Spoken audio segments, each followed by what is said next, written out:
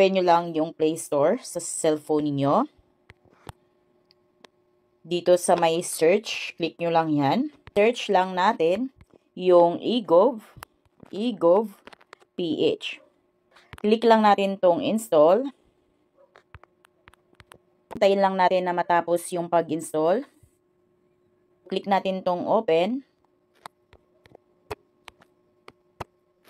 Dito, pag once na wala pa kayong account dito sa eGov.ph, so click nyo lang itong sign up. Pero kung kayo ay may account na dito, so diretso login na lang kayo. Click natin yung login here.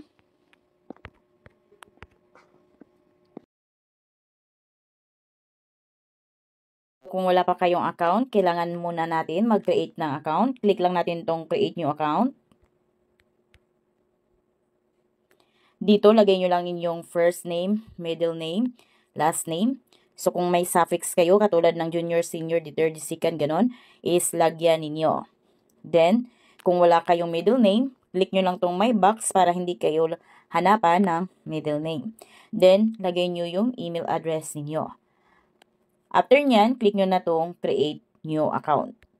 Then, dito, mag-i-email si eGov.ph ng OTP code sa email natin. So, open natin yung email natin.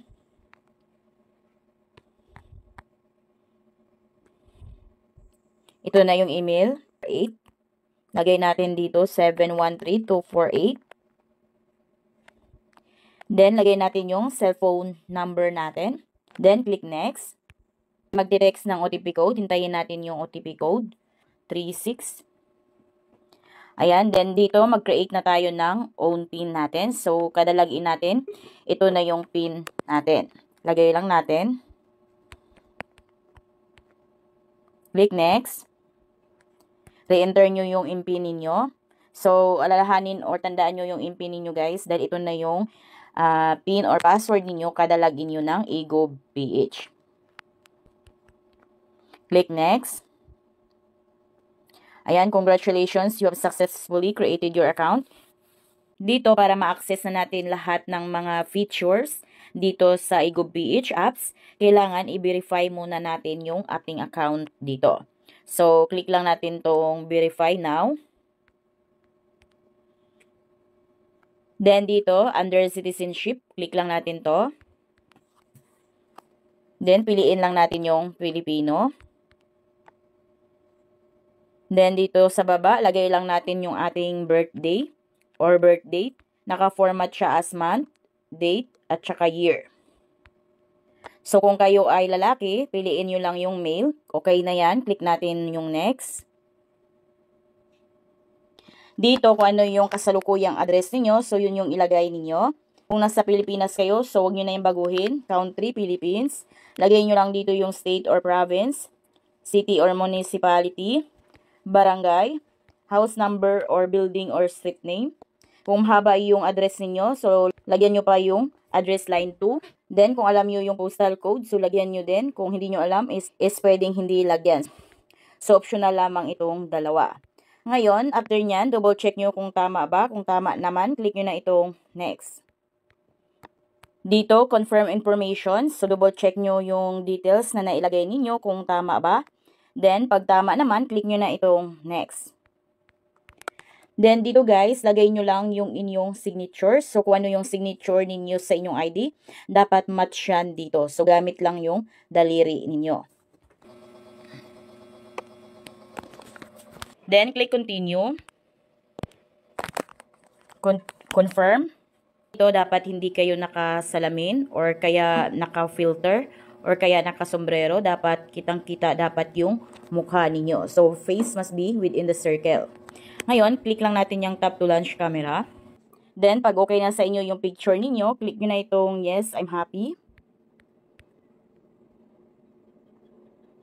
Ayan, congratulations, you have successfully upgraded your account.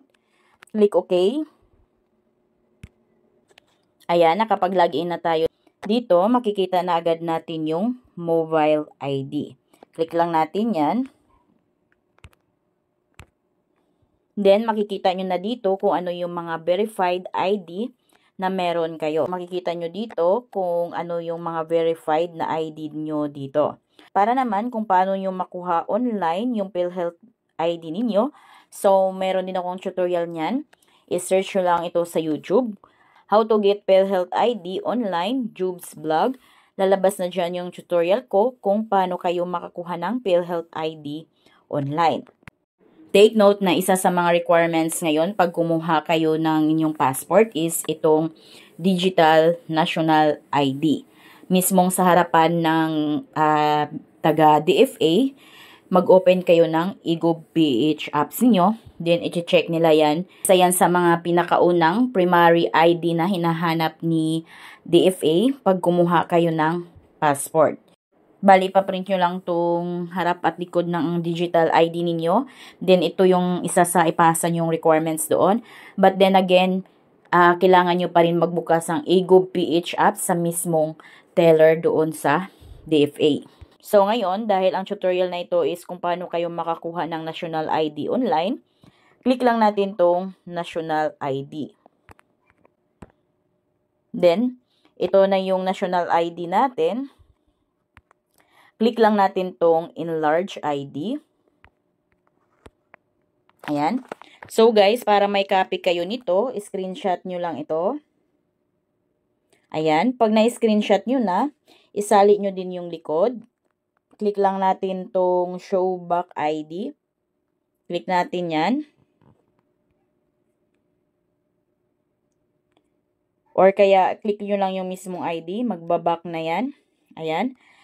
Then, screenshot din natin tong likod ng inyong digital ID. Ayan. Then, close nyo na. Ngayon, open natin yung ating gallery or photos. And dito, click lang natin tong edit. So, depende sa cellphone niyo kung saan nakalagay yung edit. Then, crop lang natin yung ating ini-screenshot na digital ID. Yan, crop nyo lang. Or pwedeng doon nyo na ipakrop yan sa mismong magpiprint. Then, click save. Ayan. So, nasa inyo guys kung kayo yung magka-crop or yung mismong magpiprint na ng inyong ID. Crop lang natin.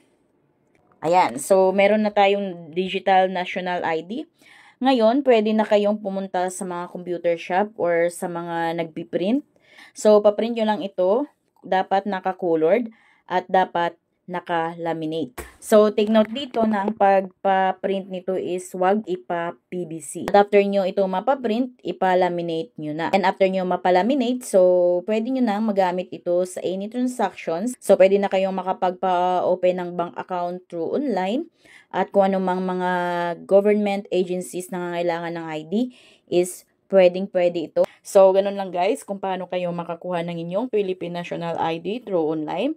So, kung kayo bago sa aking vlog, please consider to subscribe para updated kayo lagi sa mga videos ko. Thank you for watching!